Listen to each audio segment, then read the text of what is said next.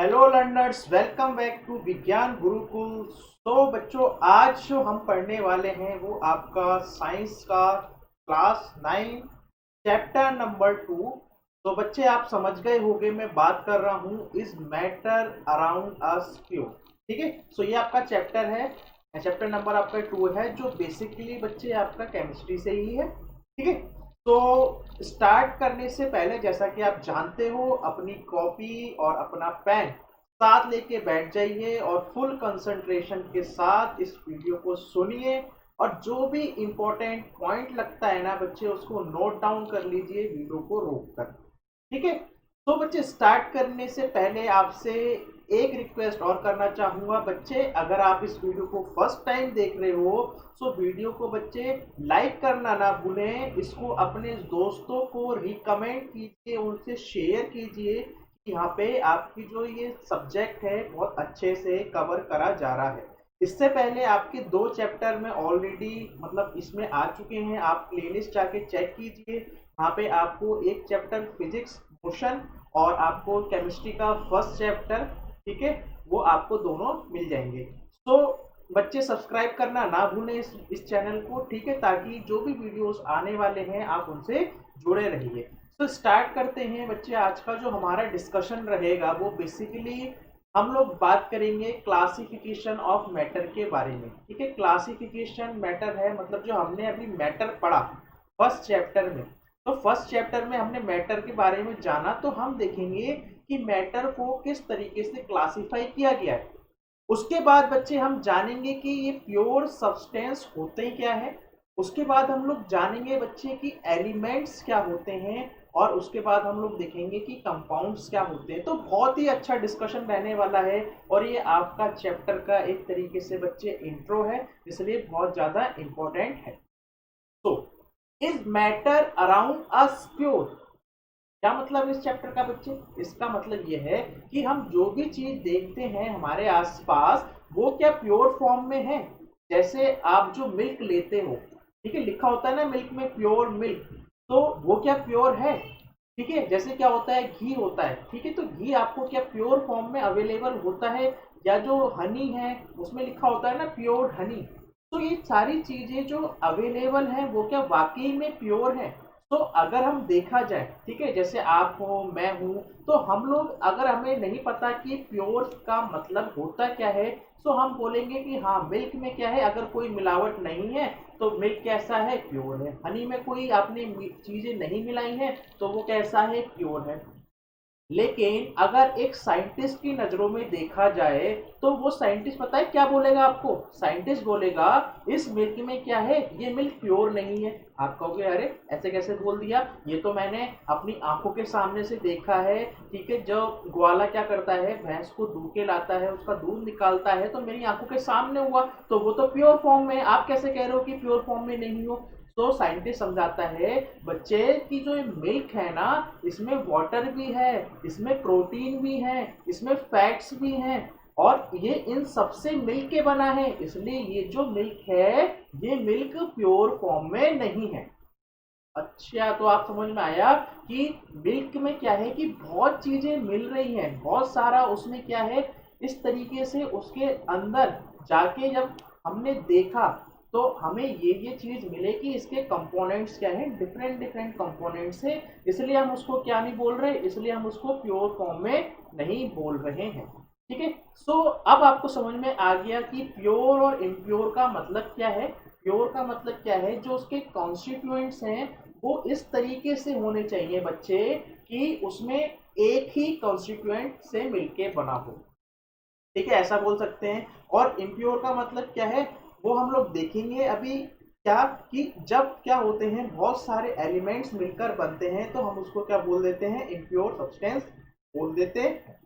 ठीक है, तो आगे देखते हैं बच्चे। तो आप समझ में आया कि जितनी भी ज्यादातर हमारे आसपास जो चीजें रखी हुई हैं वो कैसी फॉर्म में है, वो मोस्ट ऑफ द थिंग्स कैसी हैं, वो प्योर नहीं है। मोस्ट ऑफ द थिंग्स जो आपके आसपास आपको बच्चे दिखाई दे रही हैं वो कैसी फॉर्म में नहीं है, वो प्योर फॉर्म में नहीं है। तो प्योर का मतलब क्या है वाकई में, है ना? अभी भी हमें कंफ्यूजन आ रहा है कि ये जो प्योर सर आप बता रहे हो, फिर इसका मतलब समझाओ अच्छे से क्या होता है। तो ठीक है बच्चे, आगे बढ़ते हैं, देखते हैं। तो बच्चे ये हमारे पास क्या होती है, एक ब्रॉड क्लासिफिकेशन है, एक हमारे पास क्लासिफिकेशन है मैटर की। तो मैटर में हम लोग क्या क्या देखने वाले हैं, और बच्चे यही क्या रहेगा, आपके पूरा चैप्टर रहेगा।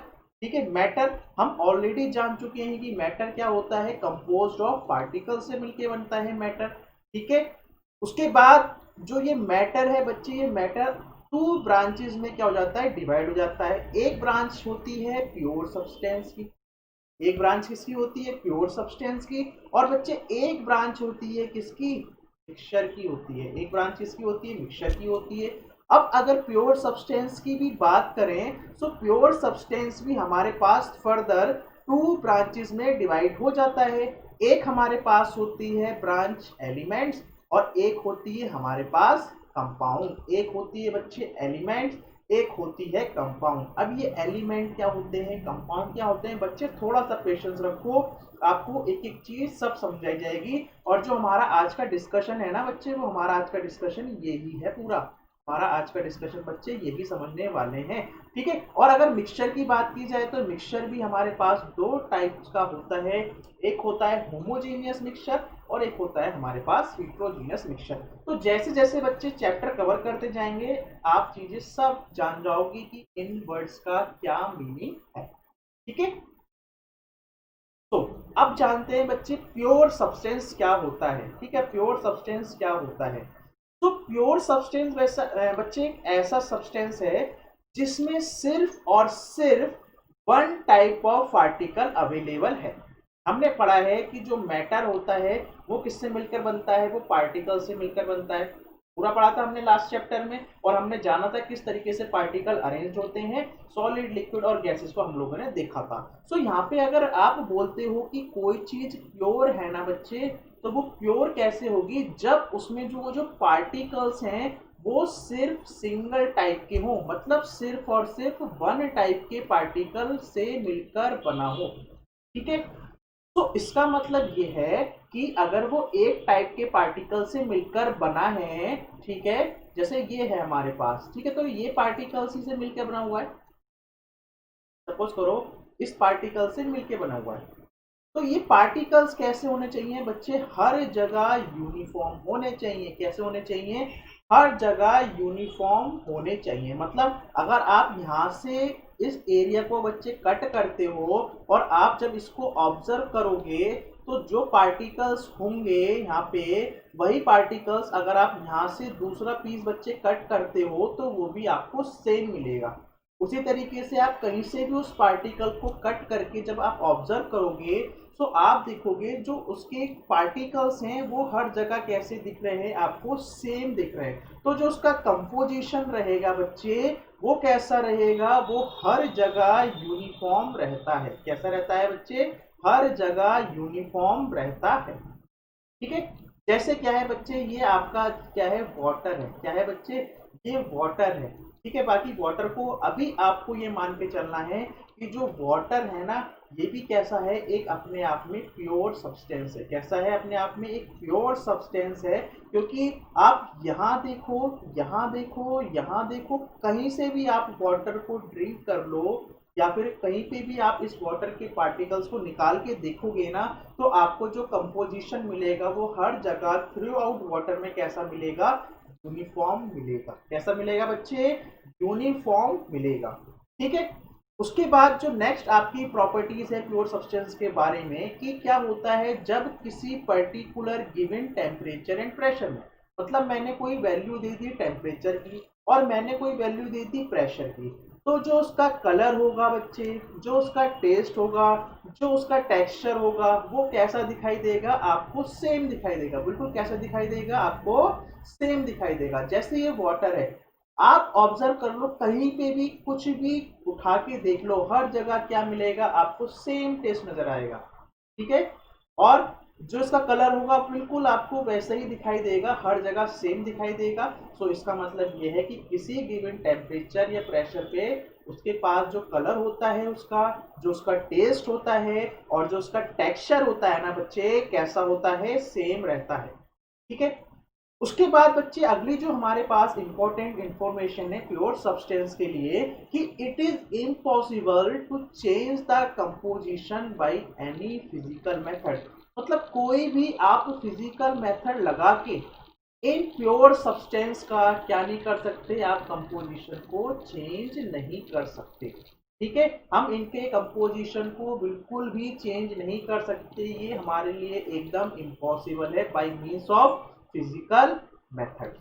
उसके बाद क्या है हमारे पास जो नेक्स्ट आ रहा है, कि जैसा हमें पता है कि वाटर का अपना फिक्स्ड बॉइलिंग पॉइंट होता है और उसका अपना क्या होता है, फिक्स्ड मेल्टिंग पॉइंट होता है। तो इसका मतलब ये है कि जितने भी हमारे पास प्योर सब्सटेंस है ना बच्चे, उनका अपना एक फिक्स्ड बॉइलिंग पॉइंट होगा, उनका अपना क्या होगा, एक फिक्स्ड मेल्टिंग पॉइंट होगा। जैसे मैंने आपको समझाया था आयरन के केस में, बताया था कि जो आयरन का बच्चे मेल्टिंग पॉइंट होता है वो 1538 डिग्री सेल्सियस होता है। कितना होता है बच्चे, 1538 डिग्री सेल्सियस किसका होता है, ये हमारे पास आयरन का होता है। तो ये जो मेल्टिंग पॉइंट है आयरन का हर टाइम पे फिक्स रहने वाला है। चाहे आप बच्चे इतना छोटा सा पीस लो, चाहे आप बड़ा पीस लो, चाहे बहुत बड़ा पीस लो, लेकिन जब तक उस पीस का टेम्परेचर 1538 डिग्री सेल्सियस नहीं रीच करेगा तब तक वो मेल्ट नहीं होगा। इसका मतलब क्या है कि जो उसका मेल्टिंग पॉइंट है आयरन का वो क्या है, सेम है, और आयरन क्या आ जाएगा फिर एक तरीके से हमारे पास प्योर सब्सटेंस की कैटेगरी में आ जाएगा। ठीक है। उसी तरीके से वाटर का बच्चे जो बॉइलिंग पॉइंट होता है वो कितना होता है, 100 डिग्री सेल्सियस। अब चाहे आप 1 टी स्पून को क्या करो, हीट करो, चाहे आप 1 ग्लास के वाटर को हीट करो या फिर आप एक बड़े से बीकर में वाटर को हीट करो, जब तक उस वाटर का 100 डिग्री सेल्सियस टेम्परेचर नहीं पहुंचेगा तब तक उसका बॉइलिंग पॉइंट नहीं आएगा। सो इसका मतलब क्या है कि इनका fixed boiling and melting point होता है। क्लियर हो गया बच्चे। आगे देखते हैं, they have fixed physical and chemical properties. और जो बच्चे इनकी जो केमिकल है और जो इनकी फिजिकल प्रॉपर्टीज होती हैं वो भी कैसी रहती हैं बच्चे, सेम रहती हैं। ठीक है। जैसे क्या है, आप सॉल्ट ले लो, आप बच्चे सॉल्ट ले लो, ये आपको सॉल्ट दिख रही है, या आप बच्चे शुगर ले लो। ठीक है, कुछ भी ले सकते हो। जैसे मैं शुगर के लिए समझा देता हूँ। शुगर आपके क्या है, आपके जो वो बॉक्स है उसके अंदर क्या है, मम्मी ने किचन में क्या रख रखी है, शुगर स्टोर करके रखी हुई है। अब आप क्या करते हो, शुगर का कहीं से भी उसमें से, उस बॉक्स में से कहीं से भी क्या करो, एक पीस उठा लो, एक क्रिस्टल उठा लो। जब आप उसको टेस्ट करोगे, ठीक है, फिर आप क्या करना, दूसरा क्रिस्टल उठा के देखना, कहीं से भी उठा लेना दूसरा, और आप उसको टेस्ट करोगे तो आपको कैसा लगेगा, टेस्ट बिल्कुल सेम लगेगा। चाहे आप उस शुगर को ब्रेक कर दो, तोड़ दो, उस शुगर को आप ब्रेक कर दोगे ना बच्चे, तब भी क्या होगा, जो टेस्ट होगा वो अब भी कैसा रहेगा, सेम रहेगा। इसका मतलब क्या है कि मैं उसको तोड़े जा रहा हूँ फिजिकल मेथड से, बट क्या हो रहा है, उसका जो उसका कंपोजिशन है वो नहीं चेंज हो रहा, ना ही उसका टेस्ट चेंज हो रहा है, बस उसका साइज ही तो रिड्यूस हो रहा है। इसका मतलब क्या है कि शुगर क्या है, हमारे पास एक प्योर सब्सटेंस है। सेम केस बच्चे क्या है, सॉल्ट का है। हालांकि सॉल्ट में क्या है, सोडियम क्लोराइड से मिलकर बना है, मतलब सोडियम भी होता है और क्लोरीन भी होता है, ये दो एलिमेंट्स होते हैं बच्चे जिससे सॉल्ट आपका क्या है, मिलकर बना है। उसी तरीके से शुगर भी क्या है, आपके पास एलिमेंट से मिलकर बनी है, लेकिन वो इस तरीके से क्या हो गई है, मिक्सअप हो चुकी है, इस तरीके से मिक्सअप हो गई है कि उसका कंपोजिशन थ्रू आउट क्या है, सेम है। उनका बॉइलिंग पॉइंट, उनका मेल्टिंग पॉइंट, सब कुछ क्या है बच्चे, सेम है, इसलिए ये प्योर सब्सटेंस की कैटेगरी में आते हैं। तो this is all about pure substance और उसकी क्या प्रॉपर्टीज होती हैं। आपको एक एक चीज समझ में आ गई होगी बच्चे। अब हम आगे की तरफ मूव करते हैं। तो जो प्योर सब्सटेंस होता है वो हमने देखा वो दो कैटेगरी में था। तो एक कैटेगरी थी हमारे पास एलिमेंट्स की, या तो वो एलिमेंट्स हो सकते हैं या क्या हो सकते हैं, वो कंपाउंड्स हो सकते हैं। क्या हो सकते हैं वो, या तो एलिमेंट्स होंगे बच्चे, नहीं तो क्या होंगे, वो कंपाउंड्स होंगे। तो अगर हम देखा जाए कि एलिमेंट्स अब होता क्या है बच्चे, एलिमेंट्स, तो एलिमेंट्स क्या है बच्चे, आपने कॉपर देखा है, कॉपर, कॉपर के कॉइन्स वगैरह आते हैं, ये क्या है, कॉपर का कॉइन है समझ लो, ठीक है, कॉपर के कॉइन्स हैं।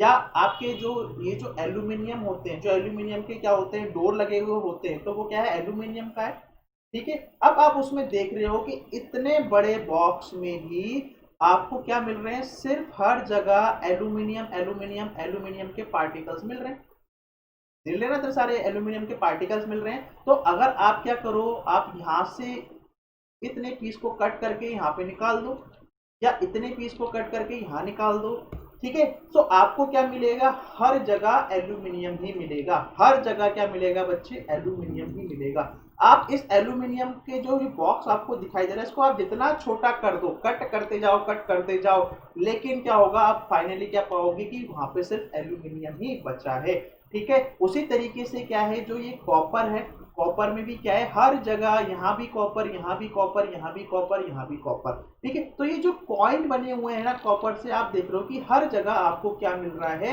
ये कॉपर ही दिखाई दे रहे हैं। और ये जो बच्चे मैंने एक पार्टिकल बोला, ये जो आपको दिख रहा है ना, ये जो एक सर्कल सा आपको एक बॉल्स की फॉर्म में शेप दिखाई दे रहा है पार्टिकल, इसको हम लोग बोलते हैं बच्चे एटम। क्या बोलते हैं इसको, एटम बोल देते हैं, ठीक है। अभी आपको इतना ध्यान रखना है कि एटम क्या है, बाकी आपका बच्चे चैप्टर आएगा, ठीक है। सो वहां पे हम लोग और अच्छे से जानेंगे कि एटम किस किस से मिलकर बना है। अभी आपको बस ध्यान रखना है कि ये जो आपको एक सर्कल सा जो बॉल दिखाई दे रही है बॉल की फॉर्म में, कि हमारे पास क्या है, एटम्स है। तो ये जो एटम्स हैं बच्चे क्या है, हर एटम किसका बना है, अगर कॉपर की बात की जाए तो कॉपर का, ये भी कॉपर है Cu, ये भी कॉपर है Cu, ये भी कॉपर है Cu, ये भी कॉपर है Cu।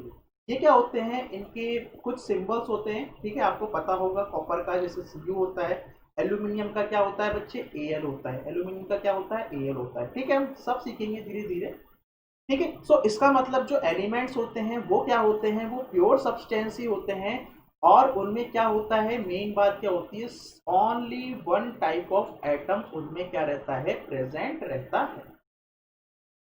तो जैसे ये क्या है, कॉपर है, तो कॉपर किससे मिलकर बना है, आपके पास कॉपर एटम से मिलकर बना है सिर्फ और सिर्फ, इसलिए ये कॉपर क्या है, एक प्योर सब्सटेंस है। कार्बन की बात की जाए बच्चे, ठीक है, जो कार्बन होता है ये भी किससे मिलकर बन रहा है, सिर्फ और सिर्फ कार्बन के एलिमेंट से मिलकर बना है।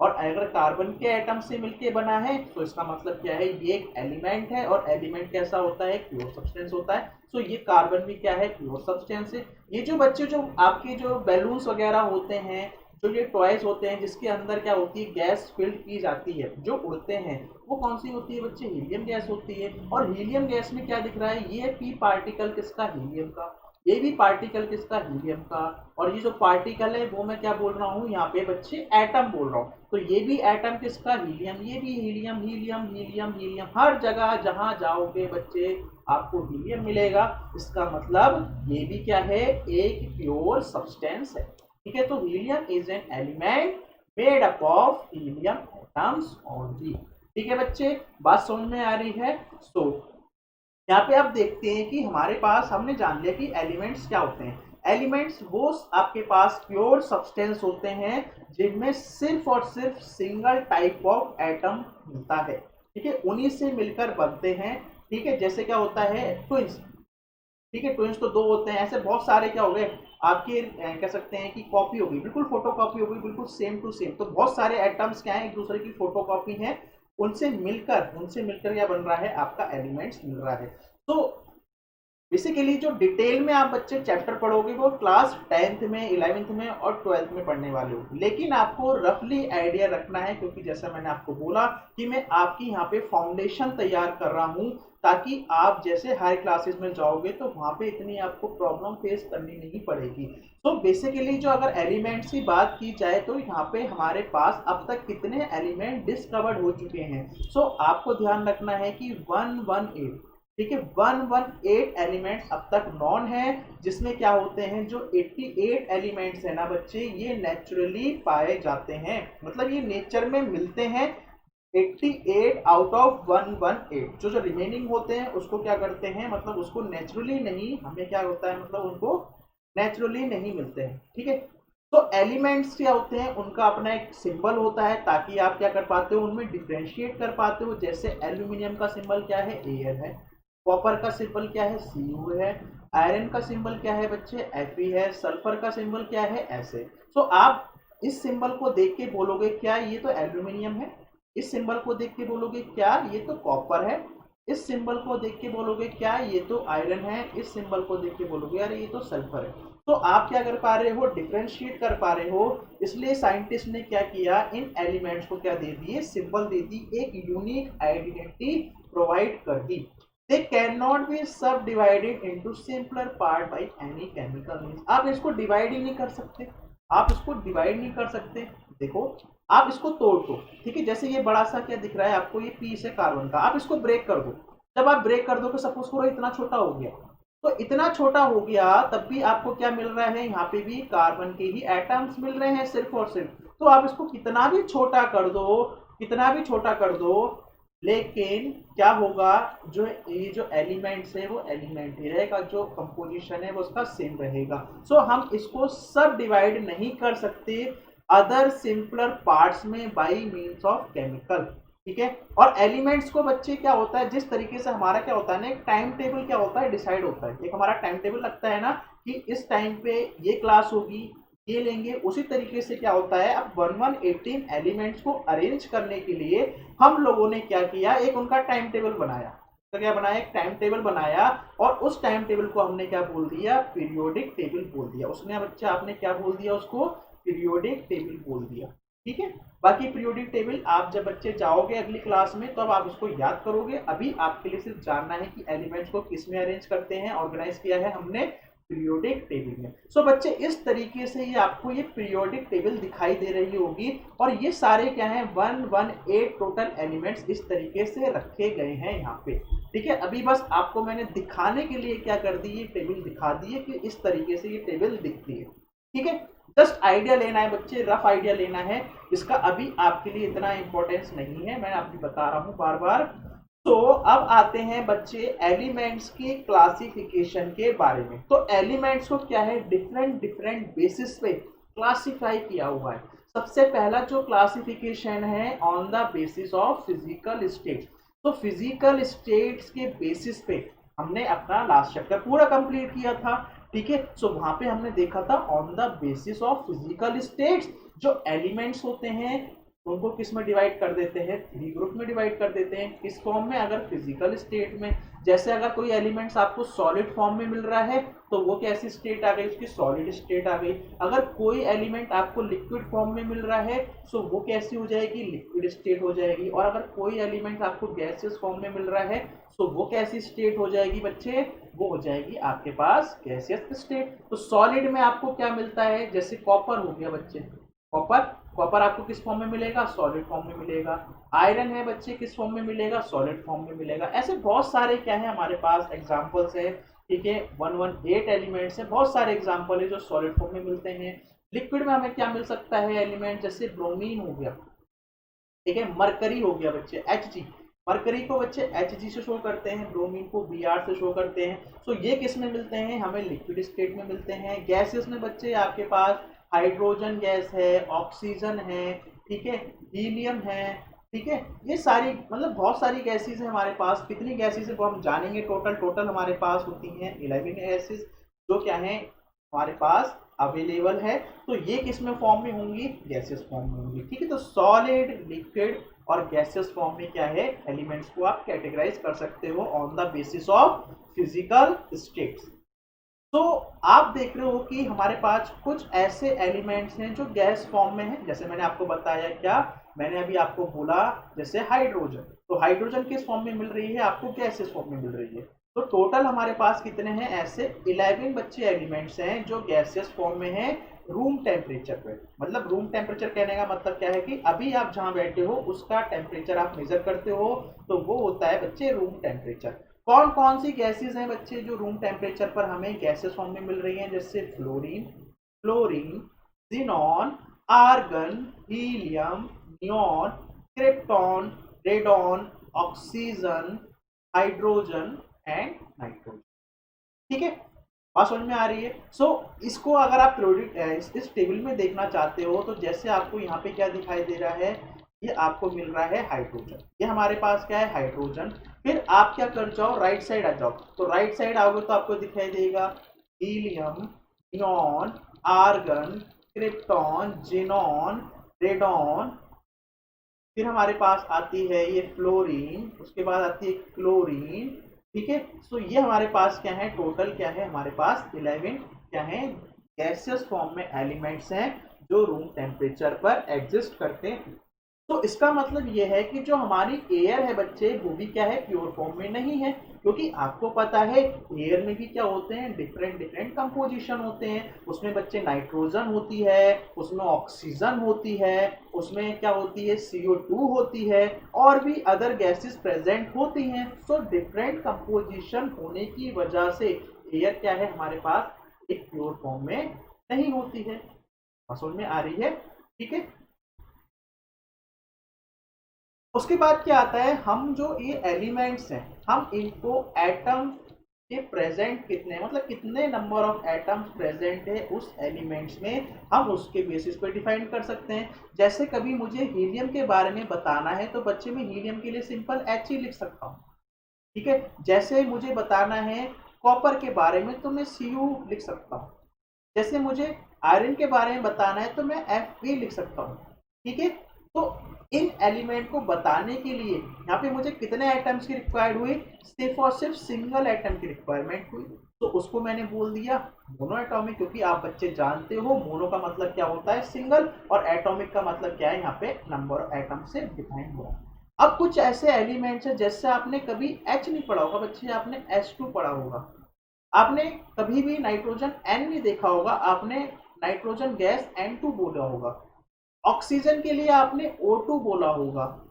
फ्लोरीन के लिए आपने F2 बोला होगा। सो कुछ ऐसे एलिमेंट्स हैं हमारे पास जिसमें जो नंबर ऑफ एटम्स प्रेजेंट होते हैं वो 2 होते हैं। मतलब H2 कहने का मतलब बच्चे ये है H प्लस H, 2 H है ना यहाँ पे, इसलिए क्या हो गया, H2 हो गया। उसी तरीके से N प्लस N, ये क्या हो गया आपके पास, N2 हो गया। उसी तरीके से O प्लस O, तो ये क्या होते हैं हमारे पास डाई एटॉमिक की फॉर्म में प्रेजेंट होते हैं।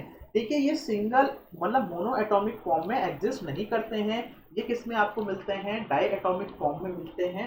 ठीक है, तो जैसे hydrogen, nitrogen, oxygen, fluorine, chlorine, bromine, iodine, ये हमारे पास कुछ एग्जांपल्स हैं जो क्या हैं, डाई एटॉमिक हैं। तो डाई एटॉमिक को आपको बच्चे ध्यान रखना है, ये जो एलिमेंट्स होते हैं ये सिंगल नहीं बल्कि ये पेयर में मिलते हैं, 2 के जोड़े में मिलते हैं। ठीक है, Cl आपको नहीं मिलेगा बच्चे कभी भी, हमेशा क्लोरीन प्लस फ्लोरीन मतलब Cl2 मिलेगा। इस तरीके से आपके बच्चे पास क्या है, ब्रोमीन है। उसी तरीके से आपके पास क्या है, आयोडीन। ठीक है, बात समझ में आ रही है? उसके बाद क्या है कि कुछ उनके बेसिस पे हम क्या करते हैं, उन एलिमेंट्स को और डिवाइड कर सकते हैं। जैसे हमने देखा कि कुछ मेटल्स होते हैं, कुछ हमारे पास नॉन मेटल्स होते हैं, और हमारे पास क्या होते हैं, कुछ ऐसे एलिमेंट्स होते हैं जो मेटल और नॉन मेटल दोनों की प्रॉपर्टी को शो करता है। उसको हम लोग बोलते हैं बच्चे मेटलॉइड्स बोलते हैं।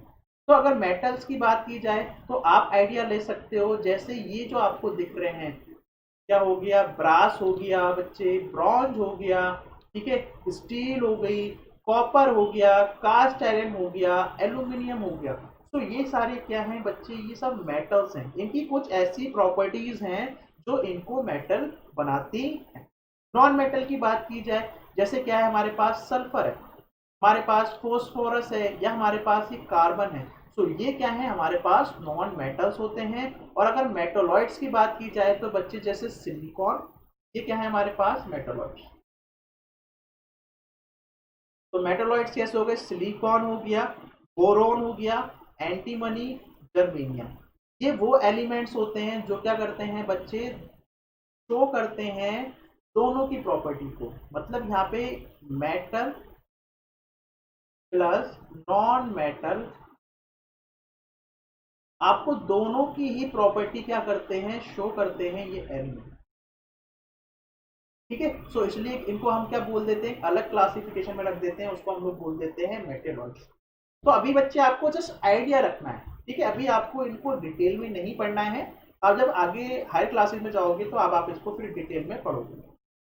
उसके बाद क्या है बच्चे, हमारे पास क्या होते हैं, ऐसे एलिमेंट्स होते हैं जो सिर्फ दो हैं, और ये दो एलिमेंट हैं जो रूम एग्जिस्ट पर, मतलब रूम टेम्परेचर पर बच्चे लिक्विड फॉर्म में प्रेजेंट होते हैं। लिक्विड, जैसे आपने मरकरी देखी है बच्चे, मरकरी कहाँ देखी है बच्चे आपने, वो जो थर्मोमीटर होता है जो डॉक्टर के पास होता है या आपके पास होता है, जिससे आप क्या करते हो, अपनी बॉडी का टेम्परेचर मेजर करते हो, तो उसके अंदर क्या पड़ी होती है बच्चे, मरकरी पड़ी होती है। क्या पड़ी होती है, मरकरी, जो किस फॉर्म में दिखती है आपको, लिक्विड के फॉर्म में दिखती है। तो इसका मतलब है कि रूम टेम्परेचर पर जो मरकरी है वो किस में होती है, रूम टेम्परेचर पर लिक्विड फॉर्म में होती है। उसी तरीके से हमारे पास एक एलिमेंट और होता है बच्चे जिसको हम लोग बोलते हैं ब्रोमीन। तो ब्रोमीन भी किस में है, हमारे पास रूम टेम्परेचर पर लिक्विड फॉर्म में होती है। तो आपको ध्यान रखना है कि कुल ऐसे दो एलिमेंट्स हैं जो रूम टेम्परेचर पर एग्जिस्ट करते हैं, इसमें किसकी फॉर्म में, लिक्विड की फॉर्म में। ठीक है, उसके बाद हमारे पास आता है बच्चे, अब एलिमेंट्स हमारा हो गया। एलिमेंट्स में क्या है, सिर्फ और सिर्फ सिंगल टाइप ऑफ पार्टिकल से मिलकर बना है। सो कंपाउंड की बात की जाए, कंपाउंड, कंपाउंड दो चीज को, मतलब कंपाउंड का मतलब क्या है, दो या दो से ज्यादा अगर आप एलिमेंट्स को किसी डेफिनाइट रेशियो में उनको केमिकली जोड़ते हो तो क्या होगा, वो कहलाते हैं हमारे पास कंपाउंड्स। लेकिन क्या होते हैं, ये हमारे प्योर सब्सटेंस होंगे। तो कंपाउंड्स हमारे क्या हैं बच्चे, प्योर सब्सटेंस हैं जिनमें दो या दो से ज्यादा एलिमेंट्स भी हो सकते हैं। उनको हम एक केमिकली डेफिनाइट रेशियो में क्या करते हैं, मिलाते हैं, या फिर उनको क्या करते हैं, कंबाइन करते हैं, so that it can be broken into elements by only chemical means. आप सिर्फ और सिर्फ केमिकल मींस से ही क्या कर सकते हो, उन एलिमेंट्स को ब्रेक कर सकते हो। ठीक है, सो वो जो कहलाते हैं उनको हम लोग बोलते हैं कंपाउंड्स बोलते हैं। जैसे आपने बच्चे NaCl देखा, NaCl में क्या है बच्चे, ये हमारे पास सोडियम है और ये हमारे पास क्या है, क्लोरीन है। तो एलिमेंट्स कितने हैं यहाँ पे, दो। तो इन दो एलिमेंट्स को हमने कुछ डेफिनाइट रेशियो में क्या किया है, ऐड किया है, इस तरीके से केमिकली कंबाइन किया है कि हम क्या कर पा रहे हैं, इनको जोड़ पा रहे हैं। और अगर मुझे इन सोडियम और क्लोरीन को बच्चे सेपरेट करना है ना, तो क्या कर पाऊंगा, वो केमिकल मींस की वजह से ही पॉसिबल होगा। आप अगर उसको फिजिकली मींस करते हो, मतलब आप उस नमक को लो, नमक का पार्टिकल लो, उसको तोड़ने की कोशिश करो, तो क्या आप सोडियम अलग और क्लोरीन अलग निकाल पाओगे, नहीं निकाल पाओगे। जैसे वाटर है बच्चे, वाटर का फॉर्मूला आप जानते हो, H2O होता है। तो H2O कहने का मतलब क्या है कि यहाँ पे क्या होते हैं, ये हाइड्रोजन और ये क्या है, ऑक्सीजन है। तो कितने एलिमेंट्स है बच्चे, यहाँ पे आपको दो डिफरेंट टाइप्स ऑफ एलिमेंट्स दिखाई दे रहे हैं, दो डिफरेंट टाइप्स ऑफ एलिमेंट दिखाई दे रहे हैं, एक है हाइड्रोजन और एक है ऑक्सीजन। अब अगर क्या करते हो, आप पानी को क्या करो, नाइफ लो, नाइफ से काटने की कोशिश करो, तो आप जब इसको काटोगे तो आप बोल दोगे सर ये हाइड्रोजन अलग हो गया और ऑक्सीजन अलग हो गया। पॉसिबल है क्या, ऐसा नहीं पॉसिबल है बच्चे। ठीक है, तो इसका मतलब ये है कि जो आपका ये जो वाटर है ये क्या है, कंपाउंड है, और कंपाउंड किस में आता है, आपके पास प्योर सब्सटेंस में आता है। तो इसलिए बच्चे जो वाटर होता है आपके पास कैसा होता है, ये प्योर सब्सटेंस होता है। ठीक है, बात समझ में आ रही है। तो इसमें क्या है, अगर हम देखें तो ये हाइड्रोजन एक एलिमेंट, ये हाइड्रोजन का दूसरा एलिमेंट।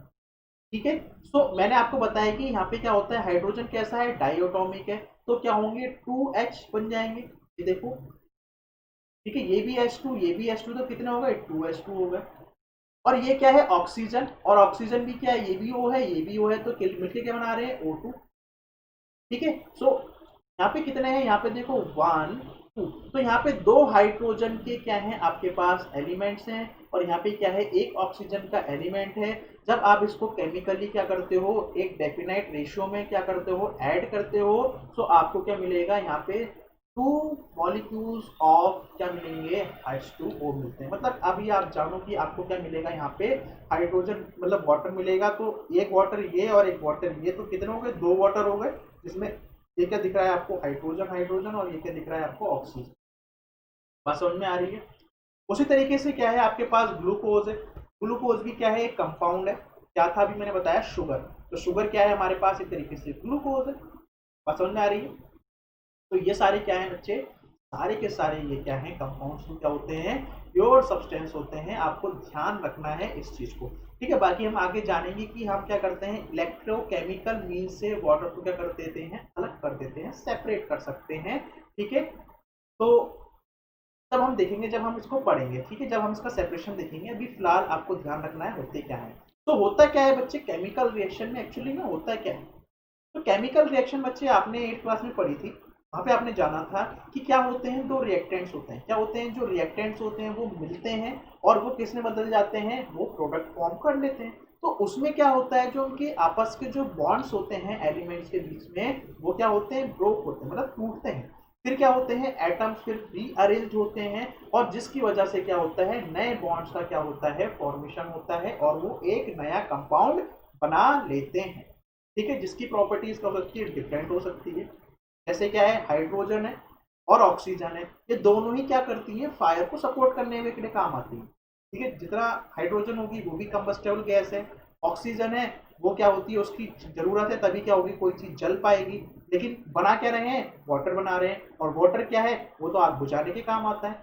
बात समझ में आ रही है, तो उनकी प्रॉपर्टीज क्या होती है, चेंज हो जाती है, ठीक है। सो यहाँ पे क्या हो रहा है, जैसे आपके पास एक रिएक्टेंट क्या है, ये मीथेन गैस है, और दूसरा रिएक्टेंट क्या है आपके पास, ये ऑक्सीजन है, और आपके ने क्या रेशियो ले रखा है, 1:2 का रेशियो ले रखा है।